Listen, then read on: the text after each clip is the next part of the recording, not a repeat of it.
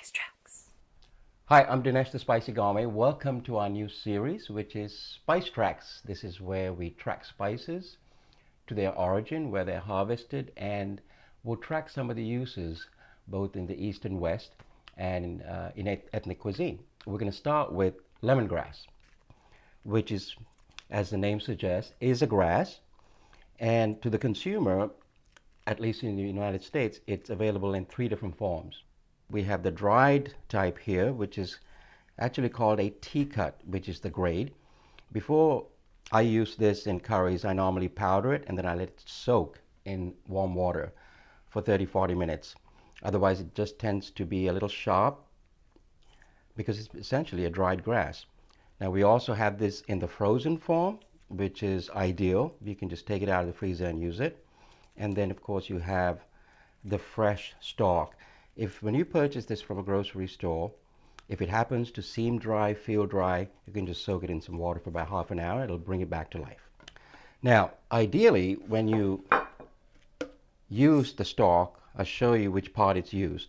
You cut off the stem at the bottom, and then this part right here, you discard this. This is actually what you use. Okay, this is what carries the best flavor. What I'd also advise is, if you're using the lemongrass in soups, I would smash this using a pestle so that it breaks the cell wall and releases the flavor. Okay, so this is great for soups and also curries, just as is the frozen one. Now, if you're going to use it in a stir fry, I would finely slice it, so you get this type of consistency. Okay. So lemongrass is, of course, being popularized by its use in Thai cuisine and the introduction of Thai cuisine to the United States.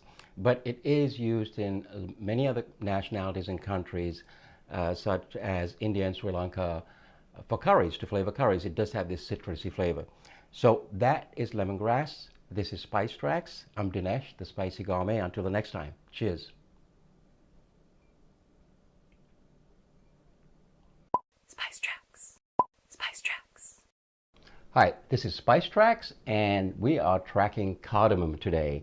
Now, cardamom is in the same family as ginger. It originated in Asia Minor. Now, of course, it's grown pretty much throughout South America. Guatemala is a major producer of cardamom.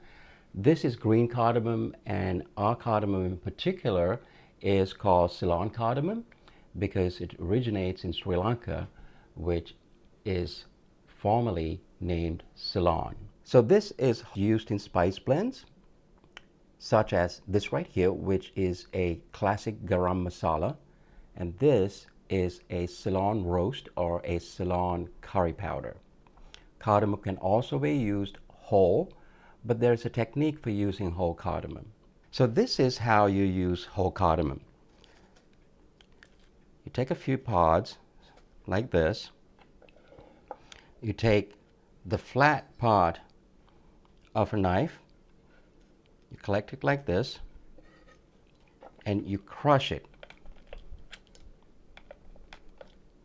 Now, this will break the pod open, and you'll be able to release the seeds, which are these right here. Okay, now I'll give you a little tip here, something that you might regret later, which is when you're crushing it, you might be tempted to use a spatula or a flat wooden spoon. I advise you not to do that because it'll break against the grain of the spatula. So this is what you might call a decorticated cardamom. In other words, the pod is broken open and the seeds are released.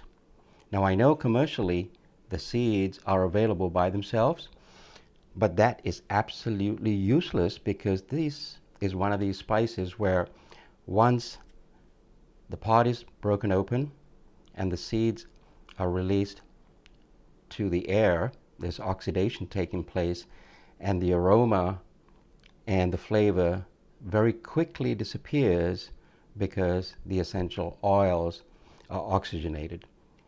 When you crush these in this manner, you don't always have to release the seeds. You can just simply crush it and then throw them into your chicken curry, stew, yellow rice, etc. And that is how you expose the seeds of the cardamom. This is Spice Tracks, and we have been tracking cardamom. Until the next time, I'm Dinesh the Spicy Gourmet. Cheers.